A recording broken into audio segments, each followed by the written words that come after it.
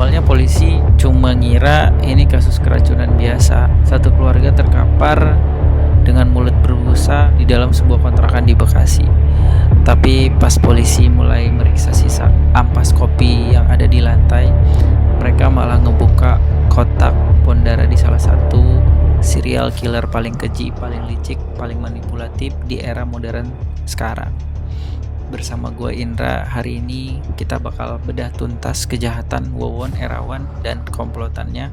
Manusia berdarah dingin yang tega ngebunuh 9 orang termasuk istrinya, mertua dan anak kandungnya sendiri yang masih balita demi menutupi kedok penipuan senilai lebih dari 1 miliar. Semuanya berawal pada tanggal 12 Januari 2023 di Bantar Gebang, Bekasi. Warga curiga karena dengar suara rintihan dari sebuah rumah kontrakan. Pas didobrak, warga kaget ada 5 yang tergeletak di lantai, kejang-kejang dan mulut yang berbusa. 3 orang tewas, yaitu Ai Maimunah selaku istri dari pelaku yaitu Wawon, Ridwan dan Rizwandi, anak-anak Ai dari pernikahan yang sebelumnya. Untungnya masih ada 1 anak kecil berumur 5 tahun yang berhasil selamat. Pertanyaannya, kenapa mereka bisa keracunan berbarengan? Oke, jadi polisi dari Polda Metro Jaya langsung turun tangan ngumpulin bukti dari TKP.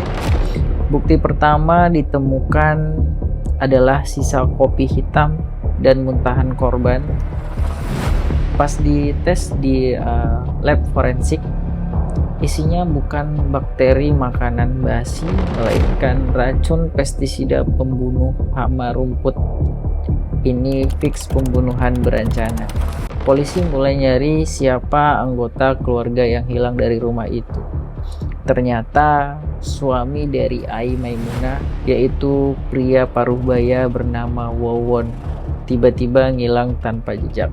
Bahkan Wawon sendiri tidak datang ke tempat pas pemakaman istri dan anaknya tersebut.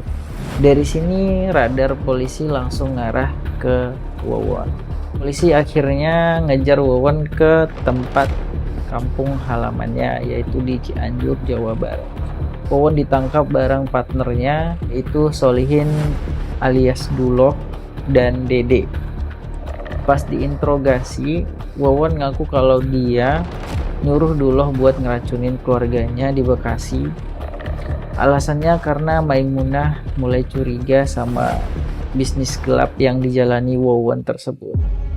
Biar rahasianya nggak bocor, Wawon milih ngebantai keluarganya sendiri dengan cara meracuni dengan pestisida tersebut.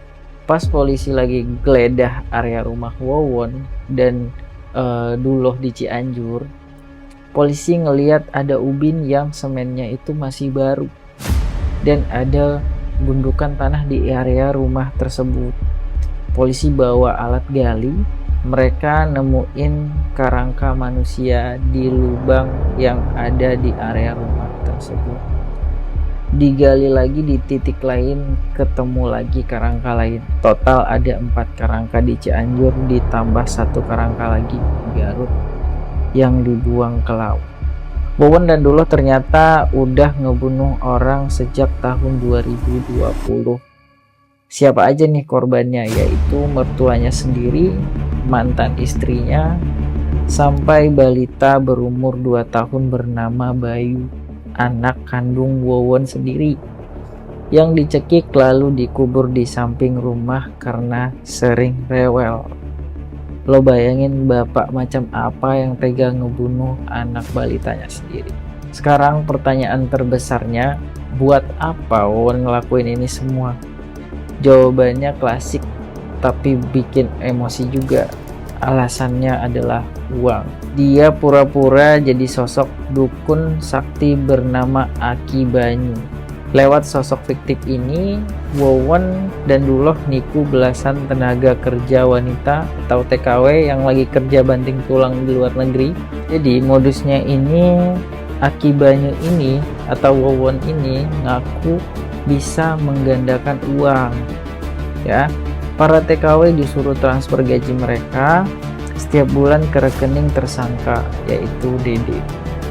Janjinya uang itu bakal berlipat ganda dan para TKW ini bakal dibangunin rumah mewah di kampung. Pusat Pelaporan dari Analisis Transaksi Keuangan atau PPATK ngebongkar bukti talaknya.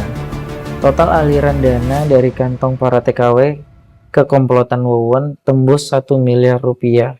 Jadi dari uang keringat dari pekerja TKW tersebut dipakai poya-poya sama Wawon dan rekannya tersebut. Terus gimana pembunuhannya bisa terjadi? Nah, ketika para TKW ini pulang dan nagih janji mana rumah mewah dan uang yang digandakan, Wawon dan Duloh bakal ngajak mereka ketemuan. Nah, bukannya dikasih uang, korban malah diajak ke rumah Duloh, dikasih kopi beracun dan dicekik, terus dikubur di lubang yang udah disiapin di area rumah.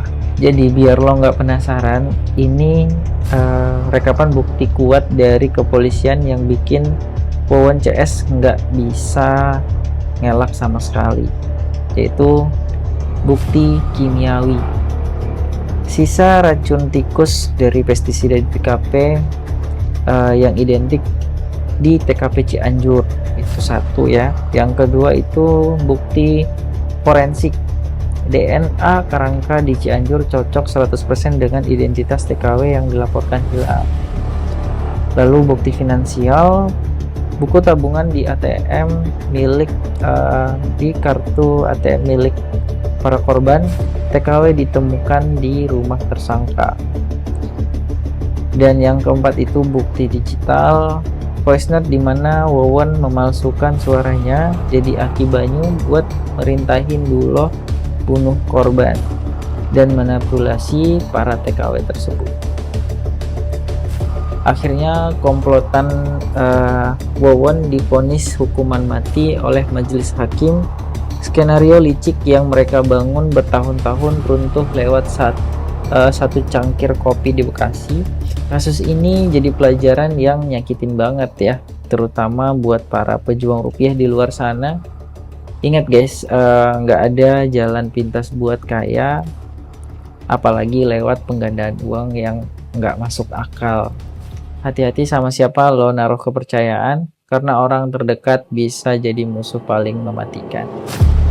Oke, rest and peace untuk 9 korban Wawon CS. Semoga uang jerih payah para TKW yang tersisa bisa dikembalikan ke keluarga mereka. Oke, jadi kita tutup aja untuk konten ini. Kalau lo ngerasa storytelling ini bagus di konten ini, jangan lupa di like, share, dan jangan lupa di subscribe. Gue Indra, stay safe, see you next video.